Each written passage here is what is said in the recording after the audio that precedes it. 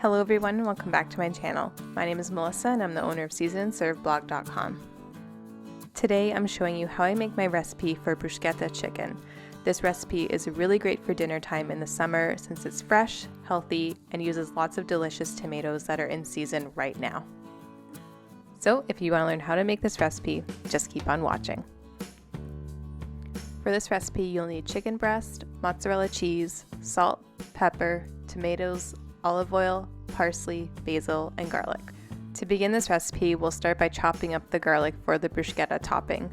I like to use 2 cloves of garlic here since I love a lot of garlic flavor, but you want to make sure that you mince them up really fine so that you don't bite into a big chunk of raw garlic. Once you have it all finely chopped up, add it into a mixing bowl. Next we'll chop up our herbs starting with the parsley. I like adding parsley into the bruschetta mixture because it adds a lot of freshness and a little bit of lemony flavor that enhances both the flavors of the tomatoes and the basil. I'm going ahead and just chopping that up super finely and then adding it into the bowl. And of course you can't make bruschetta without adding some basil, so I'm chopping up some fresh basil leaves from our garden to add into the mixture.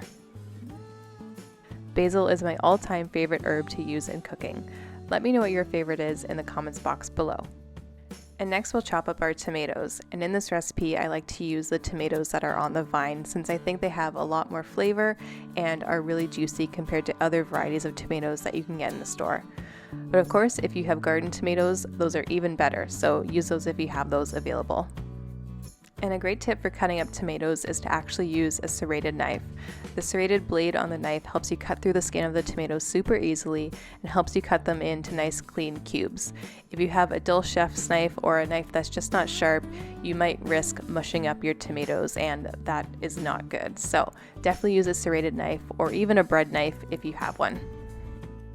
If you're looking for all the full measurements and directions for this recipe, I will have it posted on my blog and I will leave the link to that in the description box below.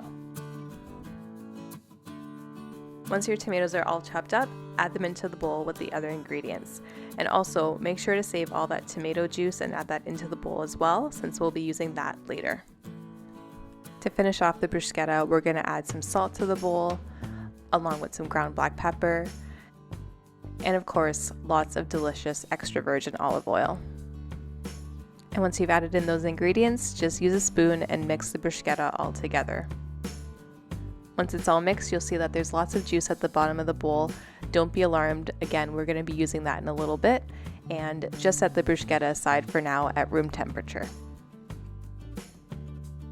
To prepare the chicken, I like to simply slice the chicken breasts in half lengthwise to make each of the chicken breasts thinner and easier to cook in the pan.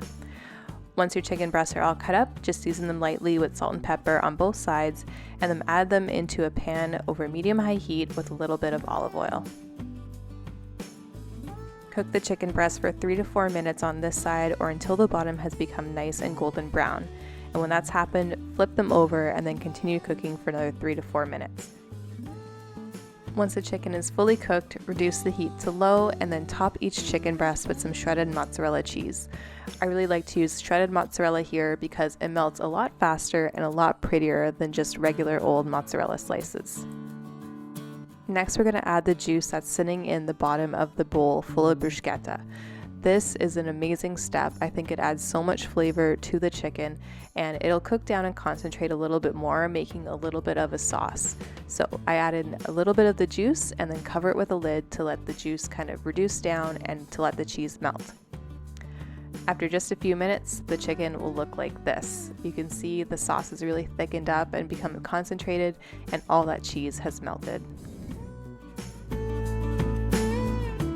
And now you're basically done. Just remove the chicken breast from the pan and add it onto a serving plate and then top it off with that beautiful fresh bruschetta topping.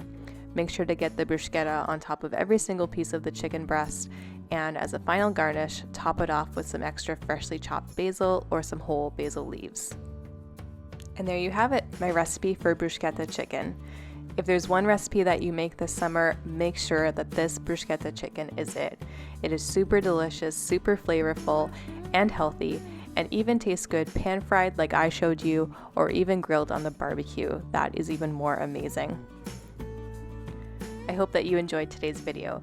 If you did, please hit the like button and subscribe to my channel for more delicious recipes just like this one. Thanks again for watching, and I'll see you in my next video.